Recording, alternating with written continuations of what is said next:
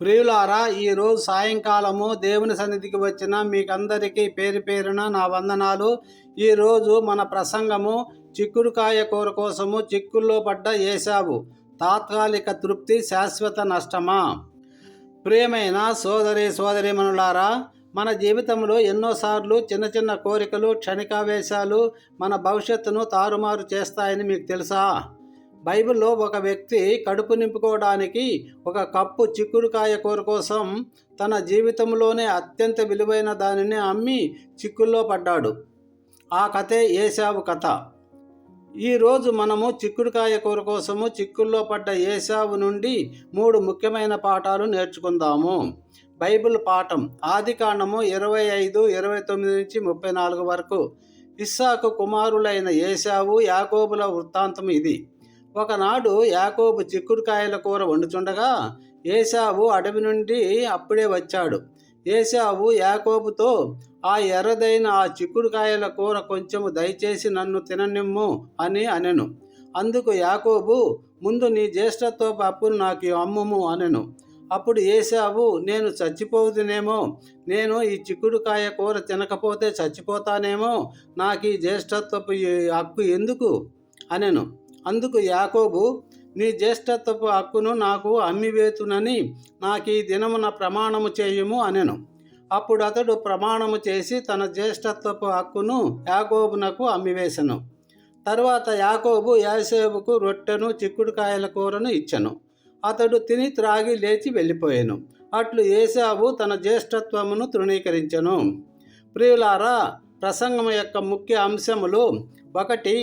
క్షణికావేశము, తాత్కాలిక తృప్తి కోసము తపన. ఏశావు అడవి నుండి అప్పుడే వచ్చాడు, ఆకలిగా ఉన్నాడు. ఆ క్షణము అతని దృష్టి కేవలము ఆ చిక్కుడుకాయల కూర మీదనే ఉంది.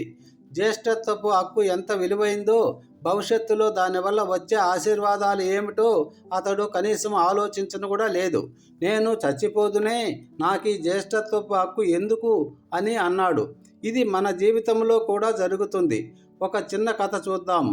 ఒక వ్యక్తికి ఎంతో మంచి ఉద్యోగం ఉంది, కుటుంబాన్ని చక్కగా చూసుకునే అవకాశం కూడా వచ్చింది. కానీ ఆ క్షణంలో స్నేహితులతో సరదాగా గడపడం, డబ్బును వృధాగా ఖర్చు చేయడం, తాత్కాలిక ఆనందాల కోసం తన భవిష్యత్తును పాడు చేసుకున్నాడు. ఏశావు వలె మనలో చాలామంది క్షణికావేశములో తక్షణ సంతృప్తి కోసం శాశ్వత విలువలను కోల్పోతుంటారు. 2. జ్యేష్ఠత్వపు హక్కు విలువ, దేవుని వాగ్దానాలను తృణీకరించడం. ఏశావు జ్యేష్ఠత్వపు హక్కు అనేది కేవలం ఒక స్థలము కాదు, ఒక కార్యము కాదు, ఒక డబ్బు కాదు. అది ఒక ఆధ్యాత్మిక వారసత్వం.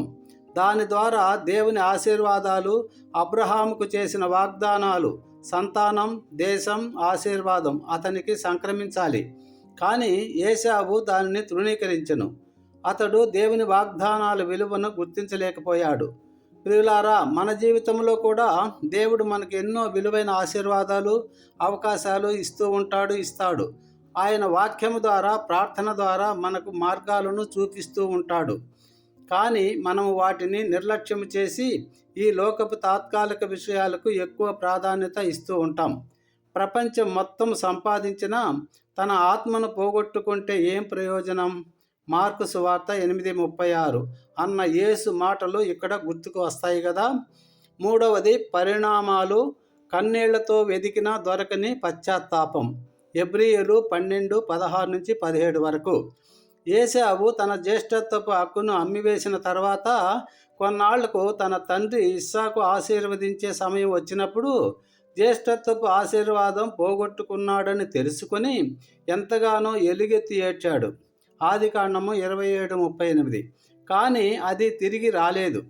బైబిలు ఇలా అంటుంది: ఒక్క పూట కూటి కొరకు తన జ్యేష్ఠత్వపు హక్కును అమ్మివేసిన ఏశావు వంటి వ్యభిచారి అయినను, అపవిత్రుడైనను మీలో ఉండకుండా చూచుకొనుడి. ఏలయనగా అతడు తరువాత ఆశీర్వాదం పొందగోరి కన్నీళ్లు విడిచి దానిని వెతికినను అది దొరకక నిరాకరించబడిన సంగతి మీకు తెలియను కదా.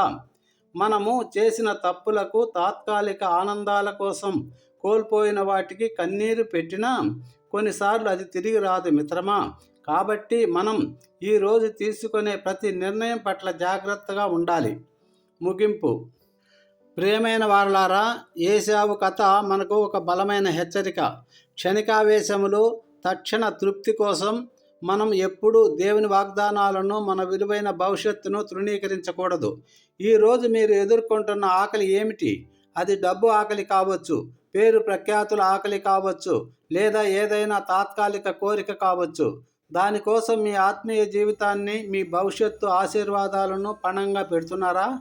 ఏశావు చేసిన తప్పు మనం చేయకుండా దేవుని వాగ్దానాలపై దృష్టి పెట్టి దీర్ఘకాలిక ప్రణాళికతో, విశ్వాసంతో జీవిద్దాం. అప్పుడే మనము దేవుని నుండి నిజమైన ఆశీర్వాదాలను పొందుతాము. చిన్న ప్రార్థన. ప్రేమగల మా పరలోకపు తండ్రి, ఏశావు కథ ద్వారా మాతో మాట్లాడినందుకు నీకు స్తోత్రాలు ప్రభువా.